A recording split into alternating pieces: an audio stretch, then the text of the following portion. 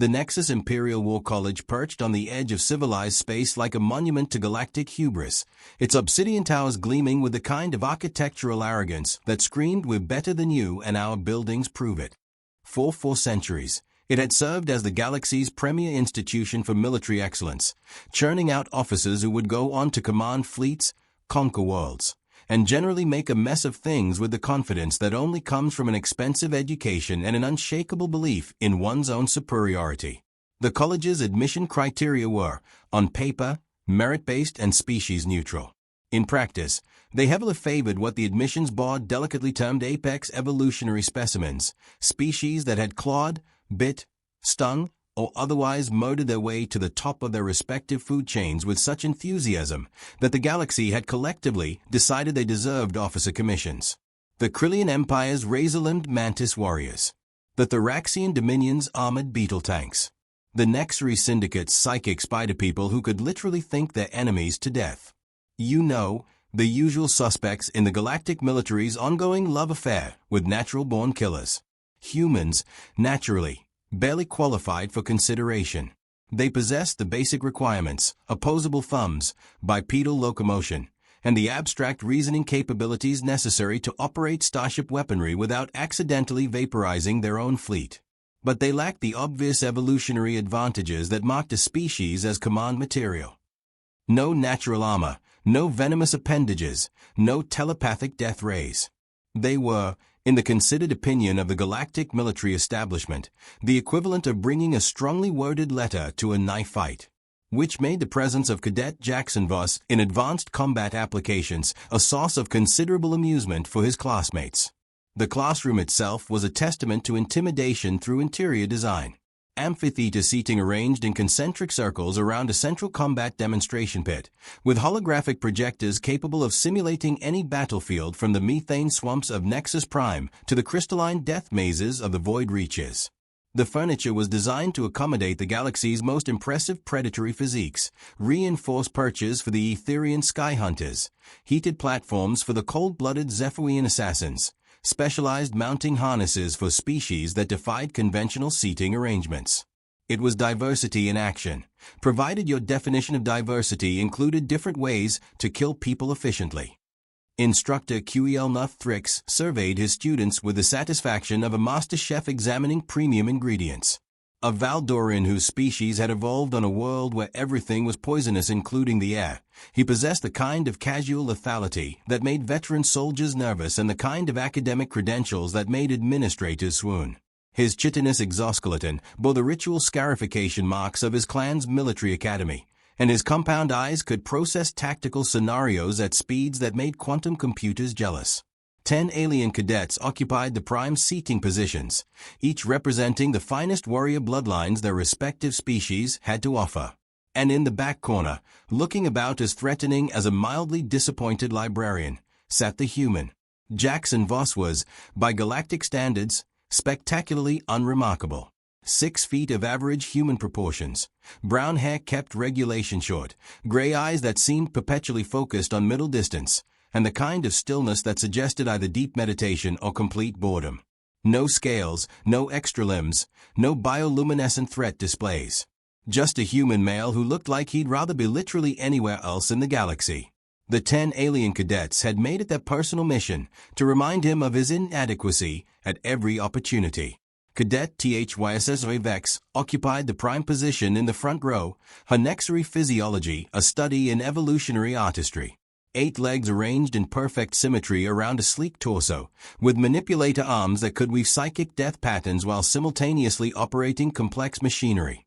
Her species had conquered half the outer rim through a combination of technological superiority and the ability to drive enemies insane through directed telepathic assault. She was, in her own estimation and that of most observers, perfection incarnated. Beside her, Cadet Brutax Ironcatin flexed his Thraxian carapace with the casual confidence of someone whose ancestors had evolved specifically to be living tanks. Standing 8.5 feet tall with natural armor that could deflect plasma cannon fire, he was a kind of alien that made recruitment officers weep with joy. His species had turned warfare into an art form, and their military academies were legendary throughout the galaxy for producing officers who could conquer entire systems through sheer intimidation. The Krillian twins, Razek and Vazek, because apparently their species naming conventions were as sharp as their limbs, occupied specialized combat perches that allowed their blade arms full range of motion. They communicated through rapid chirping sounds that their translation devices rendered as tactical assessments and casual death threats. Their natural weapons could slice through most known materials, and their reflexes operated at speeds that made Kithrian combat specialists look sluggish. Cadet Zephyr Coldheart coiled her serpentine lower body around a heating platform designed for her cold-blooded physiology, while her upper torso remained perfectly upright and alert. The Zephyrian Collective had produced some of the galaxy's most feared assassins, and Zephyr embodied everything that made her species terrifying: patience, precision, and venom sacs that could produce toxins tailored to any target's specific biochemistry. The remaining cadets represented a catalog of evolutionary nightmares that would have given Darwin panic attacks. A voidling whose shadow manipulation abilities made stealth redundant.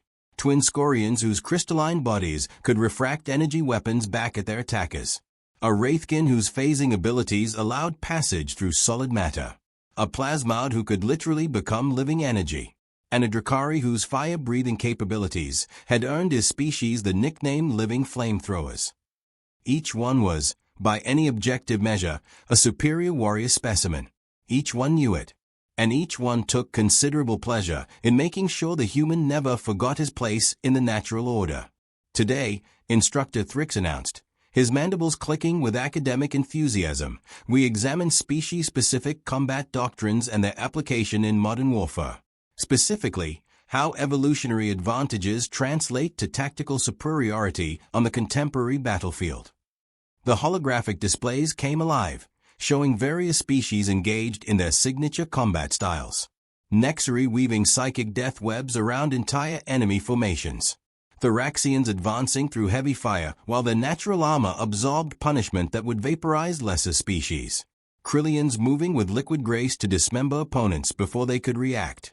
Combat doctrine, Thrix continued, must be built upon a species' natural strengths. The Nexuri emphasis on psychological warfare. The Thoraxian doctrine of unstoppable advance. The Krillian philosophy of surgical strikes. His compound eyes glittered with a kind of intellectual fervor that academic sadists cultivated.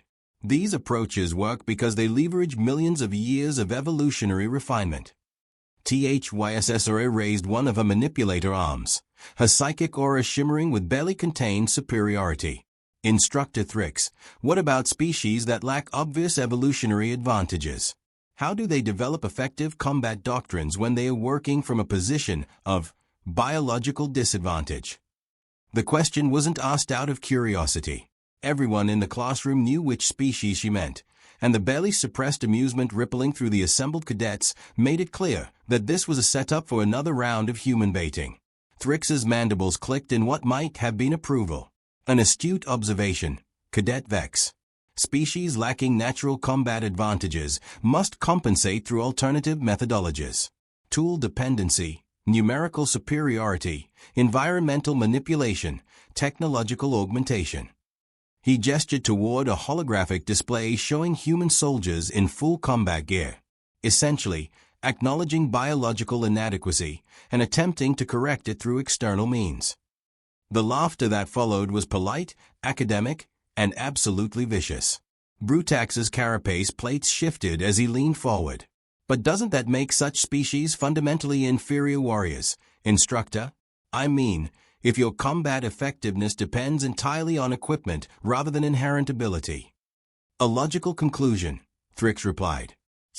While we must maintain diplomatic courtesy in our phrasing, there is substantial merit to the argument that true warrior species possess their advantages naturally, rather than requiring technological prosthetics to achieve battlefield relevance. Zephyr's forked tongue tasted the air as she spoke. In nature, prey species often develop elaborate survival mechanisms. Tool use, pack behavior, hiding strategies. The principle remains consistent regardless of intelligence level. More laughter, growing bolder as the instructor's tacit approval became explicit encouragement. Jackson remained motionless in his corner seat, gray eyes fixed on the holographic display showing human tactical formations being systematically dismantled by superior alien forces. Razek's translation device rendered his chirping as, even their designation suggests inadequacy. Human, derived from their own linguistic root meaning of date. Literally ground-bound creatures attempting to reach for the stars. Vazek's response translated as, perhaps that explains their reliance on mechanical augmentation. Compensation for evolutionary failure manifesting as technological dependency syndrome. The Wraithkin's voice carried the hollow quality of someone speaking from between dimensions. I have studied their homeworld's ecosystem. They evolved as persistence hunters because they lacked the capability for efficient killing. Literally running prey to death through sheer stubborn inadequacy. Persistence hunting, Jackson said quietly, is actually a remarkably sophisticated. Oh, wonderful. THYS Sore's psychic aura fled with malicious delight. The specimen has opinions. Please, enlighten us about the tactical brilliance of jogging until something dies of exhaustion. The classroom erupted in laughter. Even Instructor Thrix allowed his mandibles to click in amusement. Brutax's armor plates rattled as he shifted position. Is it true that humans require artificial shells because their natural integument is too fragile for combat exposure? Body armor serves multiple tactical. And I heard, Zephyr interjected, her heat-sensing pits detecting the slight elevation in Jackson's core temperature, that human warriors must carry external weapons because they evolved no natural combat capabilities whatsoever. No claws, no venom, no defensive structures, no offensive appendages. The mockery was gaining momentum now, each comment drawing more laughter, each laugh emboldening the next speaker. This was the established pattern. Start with academic discussion, transition to species comparison, culminate in open humiliation of the inadequate human. Jackson had endured 4 months of this routine. 4 months of being the living punchline, the evolutionary cautionary tale, the token representative of a species that everyone understood didn't belong among real warriors. He'd filed formal complaints. He'd requested classroom transfers. He'd even attempted rational discourse with his tormentors. Nothing had produced results. Tell me, Cadet Voss, Instructor Thrix said, using Jackson's name for the first time in weeks, how would standard human tactical doctrine perform against, say, a Nexus psychic assault formation? The question was obviously rhetorical, designed to set up another round of systematic humiliation. Jackson looked around the amphitheater, meeting each alien's gaze in sequence. He saw amusement, contempt, casual cruelty masquerading as academic inquiry. Hypothetically speaking. Jackson asked, his voice carrying an undertone that made Zephyr's thermal sensors twitch with alarm. Of course. Jackson stood up with deliberate precision, his movements controlled and economical. Well, Instructor, that depends on several variables.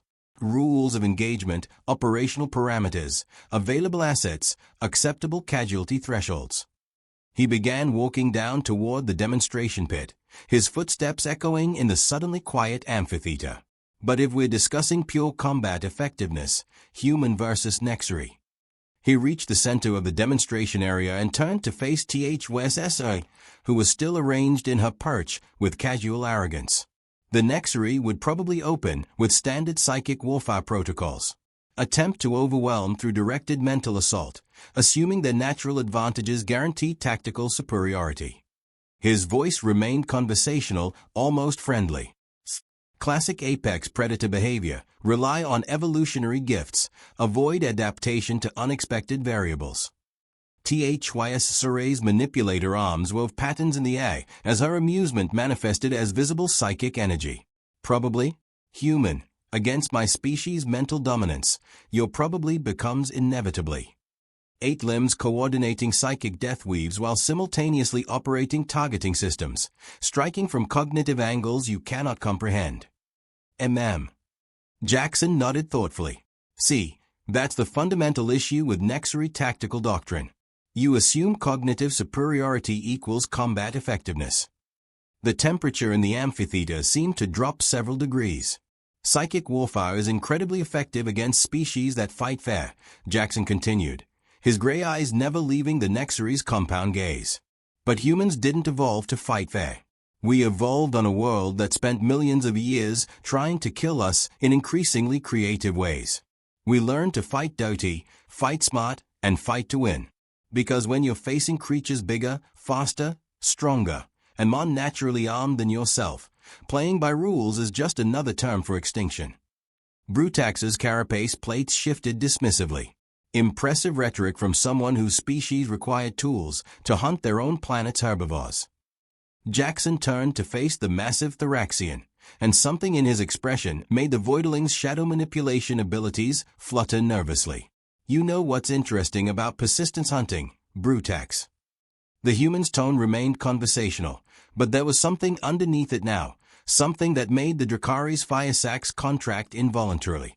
It's not about running prey to death. It's about understanding your target better than they understand themselves. He began moving again, circling slowly around the demonstration pit, while 10 pairs of alien sensory organs tracked his progress. When you're persistence hunting, you learn to read behavior patterns, stress indicators, fatigue responses, psychological tells. You learn exactly how much pressure to apply to force your target into making fatal mistakes.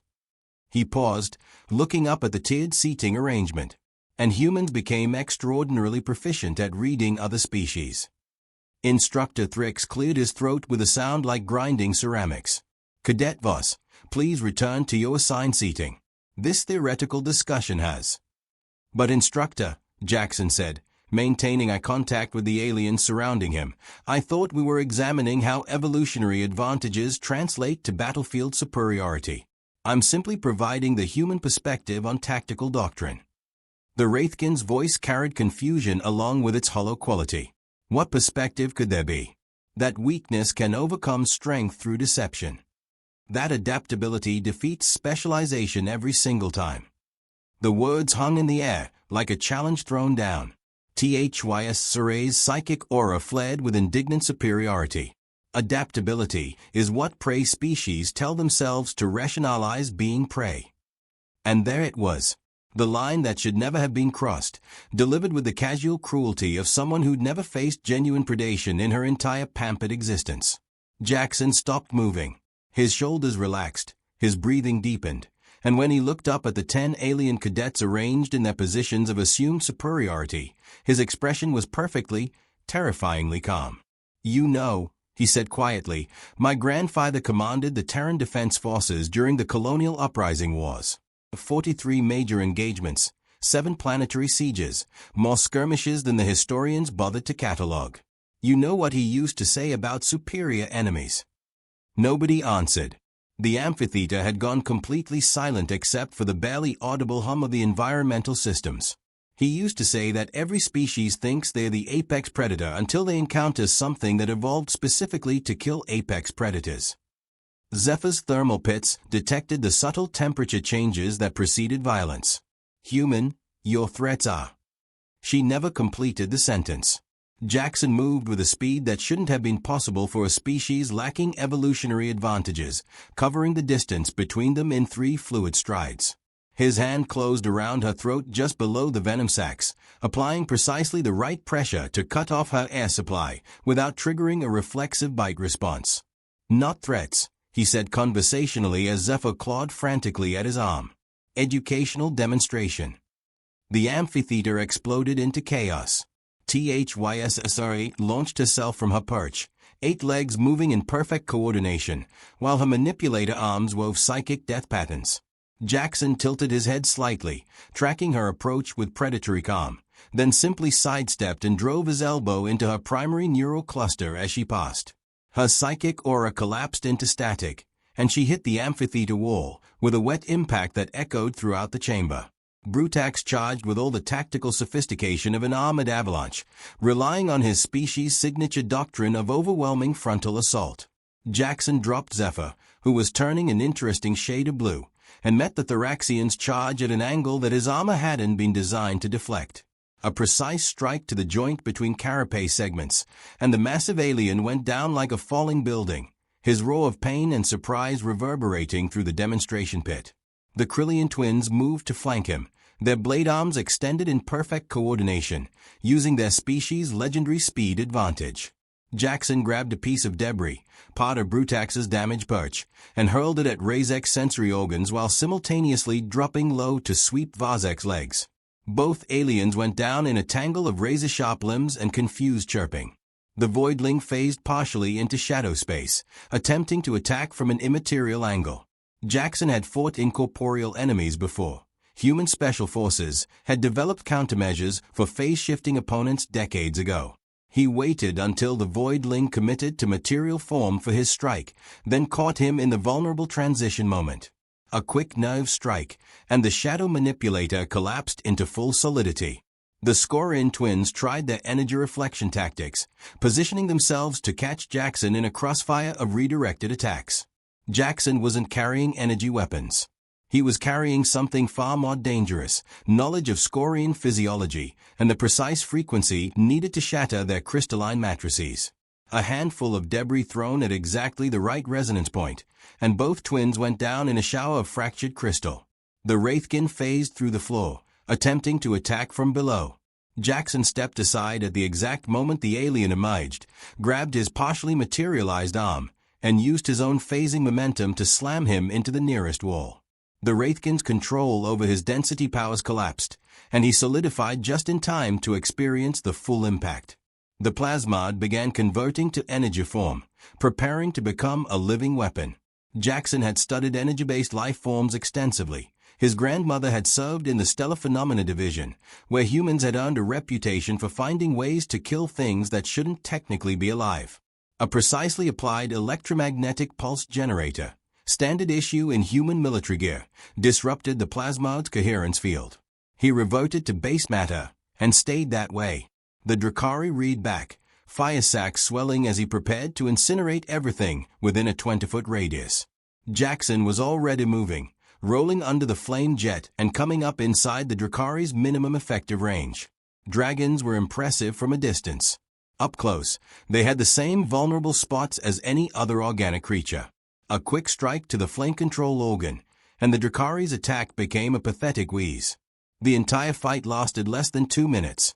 Jackson stood in the center of the demonstration pit, barely breathing hard, surrounded by 10 of the galaxy's most advanced warrior specimens. THYSSRA was curled in a defensive position, her psychic abilities reduced to incoherent mental static. Brutax was making sounds that the Raxian vocal cords weren't designed to produce. Zephyr had regained consciousness but wasn't moving, apparently having decided that playing dead might be her optimal survival strategy. The others were in various stages of unconsciousness or philosophical re-evaluation. Instructor Thrix stood frozen at his lectern, all of his compound eyes wide with shock. His carefully constructed understanding of species hierarchy was making small, distressed noises. Jackson looked up at him with the same calm expression he'd worn throughout the entire encounter.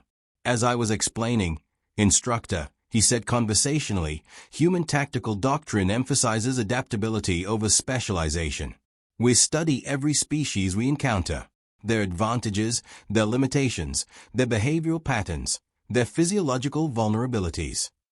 He gestured to the fallen cadets around him. Information warfare is the ultimate force multiplier, and humans excel at intelligence gathering. The instructor's mandibles worked soundlessly for several seconds. The thing about being an apex predator, Jackson continued, straightening his uniform, is that it makes you predictable. You rely on the same advantages, employ the same tactics, make the same assumptions. But humans evolved to survive encounters with creatures that should have killed us. We learned to think our way out of situations where we were outmatched in every measurable category. He began walking back toward his assigned seating, stepping carefully around the groaning forms of his classmates. Every species in this galaxy sees us as weak because we lack obvious advantages. No natural weapons, no enhanced capabilities, no exotic abilities. What they fail to understand is that humans are weapons. We evolved biological warfare systems designed by a universe that spent millions of years trying to perfect the art of killing us. We're persistence hunters, pack tacticians, and adaptive problem solvers all integrated into a single nightmare package. He reached his seat and sat down, looking perfectly composed despite having just systematically dismantled 10 supposedly superior warriors. The galaxy thinks we're prey because we don't look like predators. That's not a weakness, instructor. That's evolutionary camouflage. The silence that followed was broken only by the sound of approaching security personnel, their equipment clanking in the corridor outside. Someone had apparently activated the classroom's emergency alert system. Instructor Thrix finally found his voice. "Cadet Voss," he stammered, this assault on your fellow cadets, this unprovoked violence." Jackson raised an eyebrow. "Unprovoked? Instructor, I've been subjected to 4 months of systematic harassment disguised as academic discourse. Today, I provided a practical demonstration of human combat capabilities. Isn't that what advanced combat applications is supposed to teach?" The security team buzzed through the amphitheater entrance, weapons drawn, and stopped short when they surveyed the scene. 10 alien cadets on the floor, 1 human sitting calmly in his assigned seat, and an instructor who looked like his fundamental worldview had just been fed through a matter disintegrator. The team leader, a grizzled Mandalorian veteran with more combat decorations than uniform space, examined the casualties with professional interest. His optical senses moved from victim to victim, cataloging injuries with the kind of expertise that came from decades of battlefield medicine. "Medical team to Amphitheater 7, he spoke into his comm unit. "Multiple casualties, none fatal but extensive. We'll need transport gurneys." He approached Jackson, who remained seated with his hands folded in his lap. "Cadet Voss." "Yes, sir." "Did you do this?" "Yes, sir." The security chief looked around the amphitheater again, taking in the scope of the destruction. 10 highly trained alien warriors, each representing species with significant natural combat advantages, systematically defeated by a single human. "All of them." "Yes, sir." A long pause. The security chief had seen combat on 23 different worlds. He'd fought alongside humans, against humans, and occasionally over humans. He understood what they were capable of when circumstances pushed them past their carefully maintained restraint. "Any particular reason?" Jackson considered the question with the same thoughtful calm he'd brought to dismantling his tormentors. "Academic disagreement, sir." The security chief's optical senses might have been flickering with amusement. "I see. Well, cadet, you'll need to accompany us. Standard procedure following an academic disagreement of this magnitude." "Of course, sir." Jackson stood and walked toward the exit, escorted by the security team. As he passed Instructor Thrix, he paused. "Instructor, you might want to revise your curriculum. The section on human tactical doctrine appears to need significant updating." The investigation that followed was both thorough and brief. College security reviewed 4 months of classroom recordings, documenting every incident of harassment, every casual insult, every systematic attempt to psychologically break the human cadet. They interviewed witnesses, examined physical evidence, and consulted with military psychologists specializing in interspecies conflict dynamics. Their conclusion was both predictable and revolutionary. Cadet Voss had acted in justified response to sustained psychological warfare designed to force his withdrawal from the institution. The fact that he'd chosen to respond with overwhelming physical force rather than filing another ignored complaint was noted as tactically sound but administratively inconvenient. More significantly, they discovered something that would have far-reaching implications for galactic military doctrine. Jackson Voss wasn't just any human. He was the grandson of Admiral Elena Voss, architect of the Terran colonial defense strategies and hero of the Outer Rim conflicts. His father had commanded special operations units specializing in asymmetric warfare. His mother had served in the intelligence corps, where humans had developed a reputation for psychological operations that made other species profoundly uncomfortable. Jackson hadn't simply endured the college's hazing because he was resilient. He'd endured it because he was a third-generation professional soldier who'd been raised from birth to fight wars that couldn't be won through superior technology or natural advantages alone. The revelation sent shockwaves through the college's administration. They'd accepted a human cadet as part of their species diversity initiative, assuming they were acquiring a token representative of a minor species. Instead, they'd admitted the genetic and cultural inheritor of the most frighteningly effective military tradition the galaxy had ever encountered. The injured cadets recovered, eventually. More importantly, they learned. THYSSRA never again made assumptions about species-based cognitive superiority. Brutax developed a healthy respect for opponents who didn't rely on obvious advantages. Zephyr began studying human military history with the dedication of someone who'd experienced firsthand what happened when you underestimated predators that looked harmless. The college's curriculum underwent comprehensive revision. The section on human tactical doctrine expanded from a dismissive footnote to a mandatory semester-long course. Instructor Thrix found himself reassigned to teach theoretical xenobiology, a field where his assumptions about species superiority were less likely to result in classroom casualties. Jackson returned to classes a week later, after the medical team had cleared the last of his academically disagreeable classmates for duty. He sat in the same back corner seat, maintained the same watchful composure, and continued his studies with the same quiet competence he'd always displayed. The difference was in how others perceived him. Gone were the casual insults, the condescending comments, the assumption that humans were evolutionary charity cases. In their place was something more valuable and considerably more dangerous: respect. The Nexus Imperial War College continued to train the galaxy's finest military officers. The difference was that they now understood what finest actually meant, and they'd learned to look beyond obvious advantages to recognize the far more dangerous capabilities that came from being too intelligent, too adaptable, and too stubborn to accept defeat. Jackson Voss graduated with highest honors, commissioned as a lieutenant commander in the Galactic Defense Force, and went on to serve with distinction in conflicts across 4 sectors. His classmates, the ones who could still move without wincing, served alongside him. They'd learned something invaluable in that amphitheater. The galaxy's most dangerous species wasn't necessarily the one with the most impressive natural weapons. It was the one that looked harmless until it was far too late to matter. And somewhere in the college's archives, filed in the section marked Disciplinary Actions, Academic Disagreements, was a report that would become required reading for military academies throughout the galaxy. It was titled Revised Assessment of Human Combat Capabilities, a Study in Evolutionary Misdirection, and it contained a single recommendation that would echo through military training institutions for generations. Never mistake human restraint for human inability.